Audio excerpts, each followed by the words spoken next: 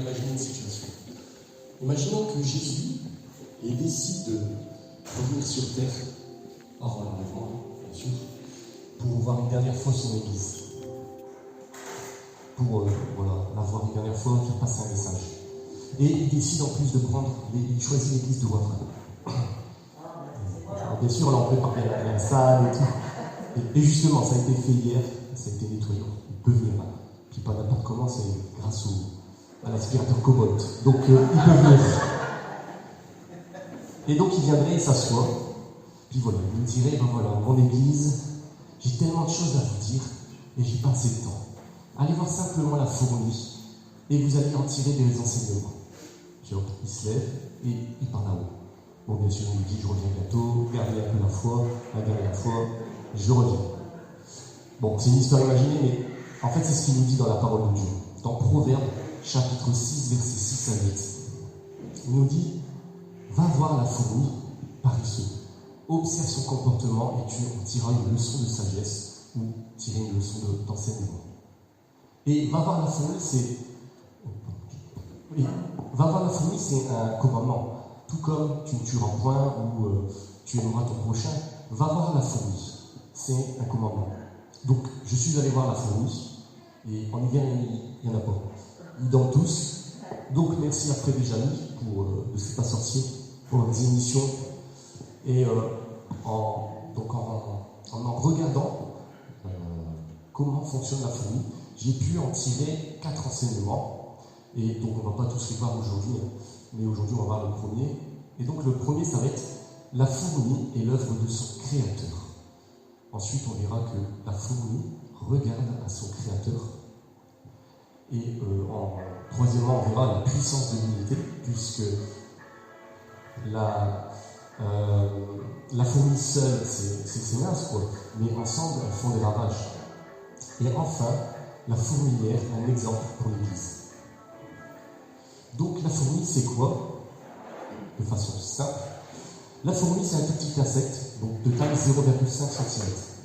Durée de vie entre 2 mois et 2 ans. Et pour la reine, ça sera entre 10 et 15 ans. Lorsque on regarde une fourmi, en fait, la fourmi, c'est naze. Elle est pleine de faiblesses. Elle est petite. Lorsque vous la prenez sur votre doigt, elle est là et elle panique. Elle est méprisée par le monde. À tout moment, on peut venir la piétiner. Si elle s'introduit chez nous, on les éradique tout de suite. Et même Dieu dira d'elle que c'est un peuple faible, dans Proverbes chapitre 30. Donc, c'est des fois difficile d'imaginer que Dieu a créé des faiblesses dans sa création. Il y a de la faiblesse dans la création. Et si on zoome même sur son visage, on peut voir même qu'elle est moche. Et peut-être que dans le monde des insectes, elle se fait, dans le monde des insectes, on se moque d'elle, on dit, toi, t'es moche. Mais malgré toutes ces faiblesses, la fourmi, elle a des capacités qui lui sont propres. On sait que c'est une experte en communication, experte en architecture. Et ici, on a déjà tous vu des fourmis chercher des récoltes. Et ici, on voit que ici, on a donc des fourmis qui portent des récoltes, et les fourmis peuvent porter jusqu'à 20 fois leur poids. Et donc, ça voudrait dire qu'à taille humaine, un homme de 80 kg porterait 1600 kg. Une voiture en moyenne pèse 1250 kg. Donc ça voudrait dire que chacun d'entre nous pourrait porter sa propre voiture sur son dos. Donc la fourmi, qui est si faible, finalement, elle est beaucoup plus forte que chacun d'entre nous. Et comment elle peut arriver à ce stade-là? La réponse est que la fourmi, elle est l'œuvre de Dieu et elle a été créée comme cela. C'est une grosse révélation. Mais nous sommes également l'œuvre de Dieu. Œuvre de Dieu en tant que créature, mais Dieu va œuvrer en nous, va créer une œuvre spirituelle. En Ecclésiaste 3, verset 19, il est dit, car après tout, le sort des humains est identique à celui des bêtes. Ils meurent les uns comme les autres, un même souffle les anime tous. L'homme n'a aucun avantage sur l'animal, car tout passe. Un même souffle les anime tous. Ici, le souffle, c'est le souffle de Dieu, le souffle du Saint-Esprit qui donne la vie, qui anime tous les êtres vivants. Et donc, tout comme les fourmis, nous sommes issus du même Créateur. Et donc, en regardant à la fourmi, voici, en tant qu'œuvre de création, voici 3 principes qu'on peut en tirer. Le premier, c'est que Dieu, tout comme la fourmi, que la fourmi est l'œuvre de Dieu, nous sommes une œuvre créée par Dieu, mais une œuvre spirituelle. Et ça va se faire par un processus qui se fera en plusieurs étapes. Et tout ça, ça prend du temps. Philippiens 1, verset 6. Je suis persuadé que celui qui a commencé en vous cette bonne œuvre la poursuivra jusqu'à son terme, jusqu'au jour de Jésus-Christ. Donc, on va voir la vie de la fourmi. Une fourmi, c'est quoi sa vie? Là, ici, elle naît de la reine, donc elle est pondue par la reine, dans la chambre royale. Et tout de suite, elle va être emmenée dans la pouponnière. Dans la pouponnière, c'est là où on entrepose tous les bébés. Et elle va être prise en charge par les fourmis nourricières. Les fourmis nourricières, ce sont ceux qui s'occupent de la première génération. Et donc au début, c'est un œuf. Et là, elle va devoir être retournée plusieurs fois par jour par rapport à des histoires de température pour que l'œuf garde une température constante pour son bon développement. Ensuite, elle va devenir une larve. Et là, la larve va devoir être nourrie par les fourmis nourricières plusieurs fois par jour. Et elle va se gaver pour grandir et devenir forte. Et ensuite, elle va devenir une nymphe. Et là, en stade de nymphe, elle ne fait que dormir. Elle ne mange plus du tout, il faut la laisser se reposer. Elle fait que dormir pour grandir. Tout ce processus dure 40 jours.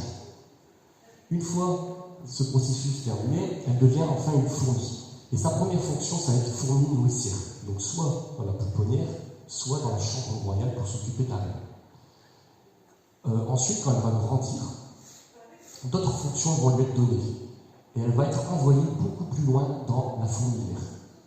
Donc soit pour construire des loges, pour construire des galeries, ou pour faire l'isolation de la fourmilière, etc., etc. Et ensuite, enfin, le dernier stade de sa vie, c'est être envoyée à l'extérieur pour soit être une fourmi combattante, donc qui va protéger la fourmilière, soit pour être là, dans notre cas, être envoyée à la récolte pour aller récolter des ingrédients. Et donc, qu'est-ce que cela nous montre? Premièrement, que déjà pendant 40 jours, la fourmi ne sert à rien. Elle est dans un processus de croissance et elle ne sert à rien à la fourmilière. Ensuite, que dans le deuxième stade de sa vie, où elle est en fourmi nourricière, elle va apprendre à travailler pour son peuple, dans des conditions qui lui sont les meilleures, c'est-à-dire la chambre royale ou la pouponnière, parce que c'est l'endroit le plus sécurisé de la fourmilière, le plus ventilé, où il y a la meilleure température. Donc elle va apprendre à travailler et dans les meilleures conditions. Ensuite, elle va être envoyée beaucoup plus loin dans la fourmilière et elle va devoir apprendre de nouvelles capacités. Capacité de communication, capacité d'orientation. Et enfin, dernier stade de la vie, être envoyée à l'extérieur. Donc en fait, on envoie les fourmis les plus âgées. Mais en réalité, c'est là où c'est le plus dangereux, à cause des ennemis, où il ne faut surtout pas se perdre.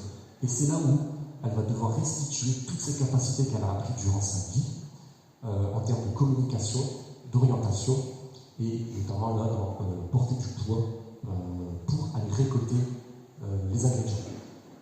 Toutes ces capacités vont être mises à contribution, ça va être non seulement au bénéfice de sa vie, puisqu'elle peut être en danger, mais aussi au bénéfice de la vie de la fourmilière, car si aucune fourmi ne parvient à récolter, toute la fourmilière sera en danger. Donc tout cela nous montre que pour arriver à cette même capacité, ça prend du temps et c'est par plusieurs étapes. Et nous, c'est pareil. Dieu est l'architecte de toute la création. Dans les Proverbes, la sagesse dira qu'elle était là aux côtés du Créateur et que la sagesse était à côté et elle était comme un architecte. Et un architecte bâtit des plans, prépare des plans pour une construction. Et ici, Dieu, en tant que Créateur, a tenu à nous montrer ses plans. C'est en Genèse 1. Genèse 1, les plans du Créateur. Et on va regarder du coup à Genèse 1. Et les plans. Et on va voir que Dieu a voulu nous montrer quelle œuvre il va faire en tant que créateur dans nos vies. mais d'un point de vue spirituel. Donc on va voir quelques jours qui correspondent à des étapes de notre vie. La première chose qu'on peut voir, c'est que, en Genèse 1, Dieu n'a pas créé tout d'un claquement de doigts. Dieu a créé en plusieurs étapes. Le premier jour, c'est la lumière est créée. On va relire le texte en Genèse 1, verset 1. Au commencement, Dieu créa le ciel et la terre. Or, la terre est alors informe et vide, les ténèbres couvraient la nuit. Et l'Esprit de Dieu planait au-dessus des eaux. Dieu dit alors que la lumière soit, et la lumière fut. Dieu vit que la lumière était bonne, et il sépara la lumière des ténèbres. Il appela la lumière jour et les ténèbres nuit. Il y eut un soir, puis un matin, ce fut le premier jour. La question est, pourquoi Dieu a créé la lumière en premier? Pourquoi il n'a pas, par exemple, créé le soleil en premier, qui est une source de lumière? Ici, ça démontre l'œuvre spirituelle. La lumière, on sait que c'est Jésus. Jésus est la lumière du monde. Et notre cœur était, avant de recevoir Jésus, comme cette terre. Elle était chaotique, remplie de ténèbres. Et si tu n'as pas reçu Jésus dans ta vie, alors ton cœur est comme cette terre chaotique, remplie de ténèbres. Mais le message de l'Évangile, c'est que Jésus est venu pour mourir à la croix pour toi. Pour que, si tu l'acceptes comme ton sauveur, si tu crois à sa mort et à sa résurrection, il va venir dans ton cœur pour chasser les ténèbres. Et c'est à partir de ce moment-là que Dieu peut créer une œuvre en toi, une œuvre spirituelle. Et Dieu nous dit dans sa parole que des projets remplis de beaux projets remplis d'espérance sont prévus pour toi. Donc, mais tout commence par la croix. Donc en réalité, tout le reste de ta vie n'est que grâce, parce que tout démarre depuis la croix. Donc la lumière représente Jésus et qui chasse les ténèbres. Et ensuite, on va passer par des étapes, mais c'est aussi des cycles. Bien sûr, les semaines se répètent, et dans notre vie, alors ici dans le message, quand je parle d'étapes, dans le jargon chrétien, on parle aussi de saison. Et donc, parfois, ça ne veut pas dire qu'on a passé le jour 1, on ne reviendra plus. On reviendra au jour 1. Le jour 1 représente aussi des temps de stérile. On est un peu comme cette terre où tout était stérile. Et Dieu va couper toutes les ressources, et on sera comme cette boule de terre qui sera complètement stérile. Et seule la présence de Jésus dans les temps de désert sera présente. Donc ça représente aussi ces temps-là. Jour 2, Dieu sépare les eaux d'en bas avec les eaux du ciel. Ça, c'est des temps, des étapes, des saisons où Dieu va nous emmener dans des conditions spéciales pour nous séparer les choses charnelles, les choses d'en bas, avec les choses spirituelles, les choses du ciel. Jour 3, Dieu va créer la flore. Dans un premier temps, il va créer l'herbe, la semence. L'herbe, dans la Bible, ce sont les premiers fruits que le salut apporte, le premier source de bénédiction pour nous-mêmes, mais qui est appelé à être source de bénédiction pour les autres. L'herbe a une croissance rapide, mais très fragile. Au moins un coup de chaleur, elle peut briller. Par exemple, dans la Bible, tout le long de la Bible, l'herbe, on le retrouve à plusieurs fois. Dans les évangiles, le seul miracle qui est relaté dans les 4 évangiles, c'est la multiplication des 5 pains et de poissons pour les 5000 personnes. Et à 3 reprises, dans les évangiles de Matthieu, Marc et Luc, Matthieu, Marc et Jean, il y a le détail, ce détail-là, que Jésus vit qu'il y avait de l'herbe. Et c'est pour cela qu'il a fait poser les gens, pas sur n'importe où, mais sur de l'herbe. L'herbe représente dans notre vie les premiers fruits que le salut va apporter dans notre vie pour être source de bénédiction pour les autres. Ensuite, Dieu va, dans ce 3e jour, implanter des arbres. Les arbres, contrairement à l'herbe, sont beaucoup plus longs à faire grandir. Ils doivent être taillés. Et chaque arbre devait porter du fruit selon sa semence. Et les arbres représentent, dans notre vie, les dons que Dieu a implantés dans notre vie. Les dons prennent du temps pour grandir et ont besoin d'être travaillés. Peut-être que les premiers fruits ne seront pas bons, ne seront pas parfaits. Mais chacun a reçu un don de Dieu, ou plusieurs dons, et doit être appelé à porter du fruit, selon la semence qu'il a reçue. Ça veut dire que si je suis un pommier, je dois donner des pommes, et pas des bananes. Peut-être que mon voisin doit donner des bananes, mais moi je dois donner des pommes. Donc chacun a des dons différents qui est appelé à porter du fruit. Et on va passer comme ça les jours donc qui représentent des saisons de notre vie, et jusqu'au jour 6. Et au jour 6, Dieu crée l'homme, donc il termine aussi les animaux, mais il crée l'homme, et il dit quoi? Créons l'homme à notre image. Et ici, dans Genèse 1, Adam sera créé. Et on sait que dans le Nouveau Testament, il y a donc le premier Adam et le dernier Adam. Et le dernier Adam, c'est Jésus. Et ici, l'œuvre que Dieu va créer en nous a pour toujours objectif final de nous faire ressembler à l'image de son Fils, Jésus. Et donc c'est dans Romains 8, verset 28, qui nous le dit. Du reste, nous savons que tout contribue au bien de ceux qui aiment Dieu, de ceux qui sont appelés conformément à son plan. En effet, ceux qu'il a connus d'avance, il les a aussi prédestinés à devenir conformes à l'image de son Fils, afin que celui-ci soit le premier d'un grand nombre de frères. Et donc la question qu'on peut se poser, c'est dans quelle étape, dans quelle saison se situe ou dans quelle étape l'Église, dans quelle saison l'Église se situe-t-elle? Et pourquoi c'est important de se poser ces questions-là? Parce qu'on est dans un monde, et on est des êtres humains, et on aime que tout aille vite. Il faut vite la bénédiction, il faut vite la guérison, il faut vite les miracles, il faut vite grandir.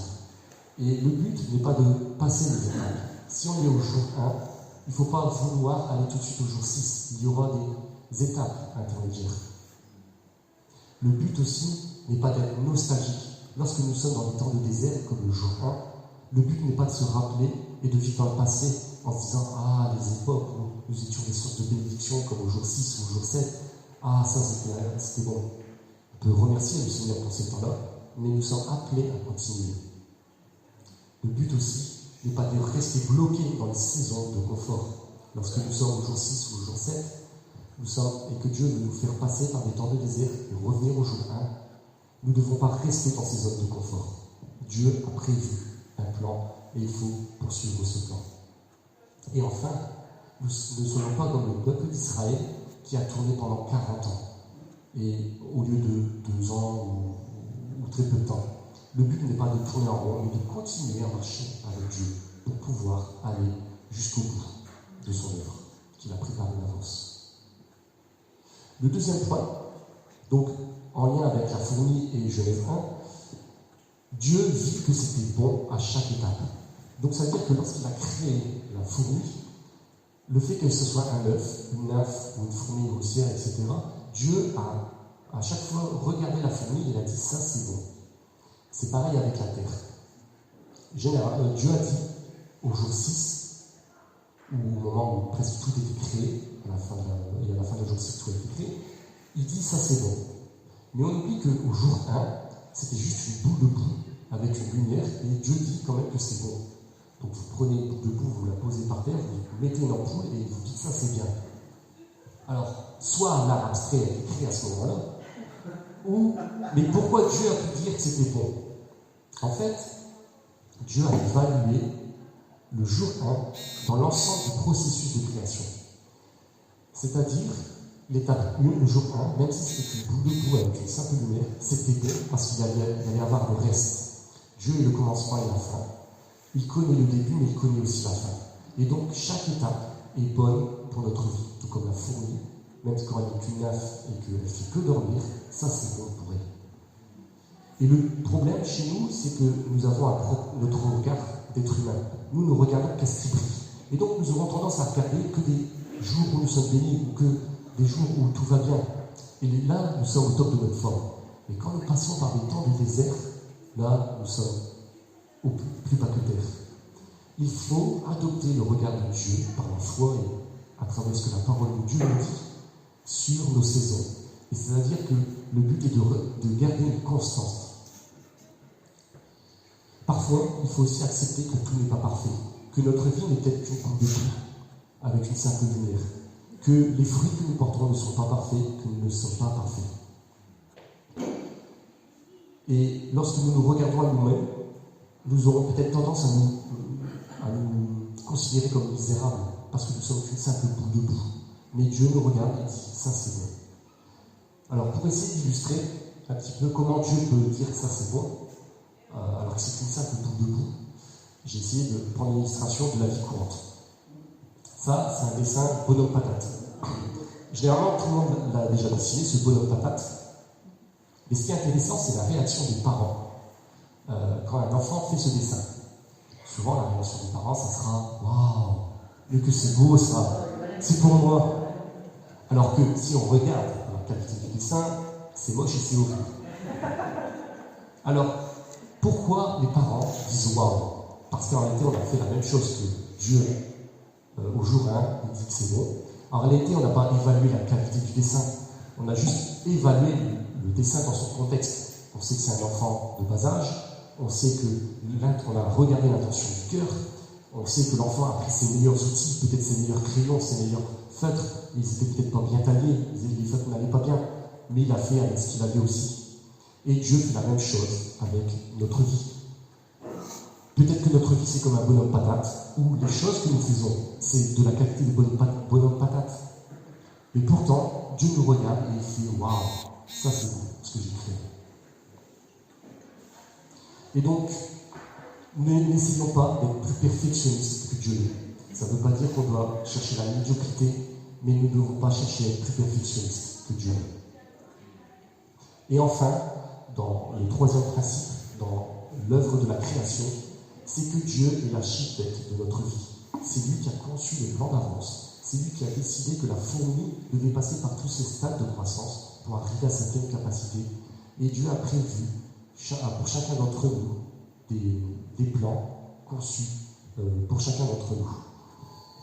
En Philippiens 2, verset 13, il est dit « Car c'est Dieu lui-même qui agit en vous pour produire à la fois le vouloir et le faire conformément à son projet plein d'amour. » Toujours dans ce principe-là, donc toujours sur Genèse 1 aussi, on voit que Dieu crée la lumière premier jour. Et sixième jour, il crée les animaux. Avec le cinquième jour, parce que les poissons, mais sixième jour, il crée tous les animaux. Et pour avoir des chiffres, au niveau des animaux, au jour d'aujourd'hui, les scientifiques ont estimé qu'il y aurait 10 millions d'espèces d'animaux, dont 2 millions qui sont connus et 8 millions non connus. Alors, il faut toujours analyser les chiffres. Hein. Donc, ça veut dire qu'il y a 10 millions d'espèces. Donc, on peut dire que Dieu, en tant que créateur, est créatif. Voilà, en un jour, il a créé des millions de choses différentes. Ce qui est incroyable aussi, c'est qu'il y a des scientifiques qui se sont amusés à calculer de 0 à 2 millions des espèces. Mais, grâce à leur patience, on a ces chiffres. Ce qui est encore plus incroyable, c'est qu'ils ont réussi à calculer de 2 à 10 millions des choses qui n'existaient pas. Des espèces qu'ils ne connaissent pas de nom. Alors comment on y fait? Ça s'appelle la science. Et comme ils sont scientifiques, ils doivent être plus intelligents. Mais ici, ce qu'il faut retenir, c'est premier jour, une chose, sixième jour, des millions de choses. Et quand on passe par des temps de désert, on a l'impression que tout est stérile et qu'il ne se passe rien. Et pourtant, Dieu est à l'œuvre, il crée peut-être qu'une chose. Peut-être cette chose ne se voit pas pour le moment, mais par la foi, parce que Dieu nous l'a démontré dès la Genèse 1, Dieu est à l'œuvre et peut-être la chose qu'il est en train de travailler est utile pour le reste de son projet.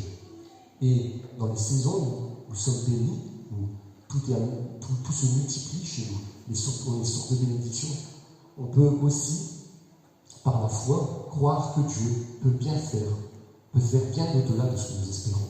Car il est un créateur créatif, il peut créer des millions de choses en une seule journée. Donc pour reprendre juste les 3 principes de ce message, donc toujours par la foi, et la foi c'est par rapport à la parole de Dieu, par rapport à ce que Dieu nous dit sur notre vie, comprendre que nous ayons des saisons, des étapes de croissance. Adopter le regard de Dieu sur nos saisons et non pas notre propre regard. Et enfin, que Dieu est à l'œuvre dans chacune de nos saisons, dans notre vie. Merci Seigneur. Merci Seigneur d'être le créateur de l'univers, de toutes choses. Merci pour ces fourmis qui est un exemple pour notre vie. Merci pour aussi l'ensemble de la création, que ce soit la flore, la faune, pour nous montrer toute ta beauté, pour nous montrer que tu es créatif et que tu dépasses bien au-delà de notre intelligence, Seigneur. Et que quand nous sommes dans des difficultés, nous pouvons aussi nous appuyer sur ta création pour contempler ta beauté et nous motiver, nous garder dans ce que tu es, Seigneur. Que tu es puissant, tu es le Elohim, le créateur puissant de l'univers. Merci parce que tu crées en nous une œuvre, parce que grâce à ton sacrifice, Jésus, tu es venu mourir à la croix pour moi, pour nous tous, et que tu es venu à la croix pour non seulement pour pardonner nos péchés, pour que nous soyons réconciliés avec toi, mais que tu es venu mourir à la croix pour créer en nous une œuvre qui est appelée à avoir de beaux projets, des projets tellement beaux, des projets remplis d'espérance, des projets qui sont appelés à bénir, à être une source de bénédiction pour les autres. Mais tout ça, c'est l'œuvre de ta grâce. Nous sommes peut-être comme des bonhommes patates, nous sommes si imparfaits, mais toi, tu nous regardes et tu nous dis, waouh, ce que j'ai bien fait est tellement bon. Alors, merci pour ton amour, merci pour ta grâce, merci.